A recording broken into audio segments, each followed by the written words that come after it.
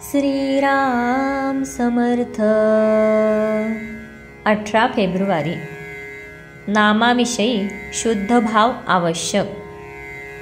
ईश्वर सर्वांचा उत्पन्न करता आहे, रक्षण करता आहे, तसेच संहार करताही आहे. परंतु तरी त्याला न्यायी आणि प्रेमी म्हणतातच, कारण तो निस्वार्थी आहे. म्हणजे प्रेम हे निस्वार्थातच असते. आपल्याला खरे म्हटले म्हणजे आपला स्वार्थच नडतो. आपला स्वार्थ प्रेमाच्या आड येतो. आपले विषय ईश्वर प्रेमात व्यत्यय आणतात. ज्या ज्या गोष्टी या प्रेमाच्या आड येतात त्यांचा त्याग नको का करायला? तेव्हा विषयांची आसक्ती, त्यांच्यावरचे प्रेम नाहीसे झाले पाहिजे. आपण ईश्वराचे, संतांचे झाले पाहिजे. त्याशिवाय आपल्याला कशाचीही गरज वाटता कामा नये. एकाच मातीचा जसा गणपती बाहुले किंवा मडके होते, त्याप्रमाणे ईश्वरही आपल्या भावनेप्रमाणे होतो. म्हणूनच आपला भाव नेहमी शुद्ध आणि निस्वार्थी असावा. मुळाशी पाणी घातले की झाड वाढते, पण आपण मुळापर्यंत जातच नाही. तेव्हा भाव शुद्ध कसा होईल ते पाहावे. उदाहरणार्थ, एकादशीच्या दिवशी उपवास करायचा एवढेच आपल्याला ठाऊक असते.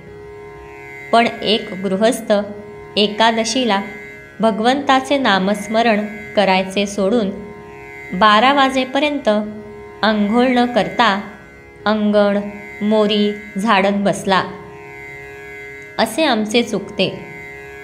थोडक्यात म्हणजे आपल्याला मुळात काय पाहिजे हेच कळत नाही.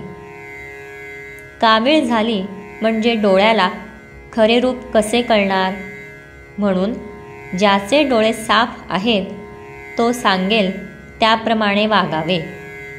याकरिता गुरु आज्ञा प्रमाण मानून आपण वागत जावे. नाम श्रद्धेने आणि शुद्ध भावाने घ्यावे, म्हणजे मनात शंका येत नाहीत. या भगवंताच्या नामाची गोडी एकदा लागली म्हणजे भगवंत नाही आपल्याला सोडीत. नामाशिवाय दुसरे सत्यच नाही अशी दृढ भावना झाली पाहिजे. जितकी देहबुद्धी अधिक, तितके नाम अधिक घेतले पाहिजे. आज इतके दिवस आपण विषयाचे चिंतन केले, त्याने आपल्या हातात काय आले? नामासारखे सोपे साधन नाही. प्रापंचिक लोक असे म्हणतात की विषयाचा अनुभव तात्काळ येतो, पण भगवंताचा अनुभव हा अनुमानाचा आणि श्रद्धेचा आहे. हे त्यांचे म्हणणे मला पटते. प्रापंचिक लोक प्रपंच सोडित नाहीत याचे मला नवल वाटत नाहीत, पण ते सुख चिरकाळ टिकणारे आहे ही समजूत करून घेऊन त्यामध्ये रमतात याचे मला वाईट वाटते. मी असे म्हणतो की तुमच्या अनुभवाप्रमाणे जे खरे आहे तेवढेच तुम्ही खरे माना. विषयाच्या ध्यासापासून सुख नाही असे वाटू लागले म्हणजे नामाची गोडी येईल. आपल्या देहावर आपली सत्ता नाही, आपल्या पैशावर आपली सत्ता नाही, आपल्या माणसांवर आपली सत्ता नाही. म्हणून आपले कर्तव्य तेवढे करावे आणि ते करीत असताना आपले मन दुश्चित होऊ देऊ नये. भगवत प्राप्ती हे आपल्या जीवनाचे ध्येय ठरवून आपण नेहमी त्याच्याभोवती फिरत असावे, म्हणजेच त्याच्या अनुसंधानात असावे.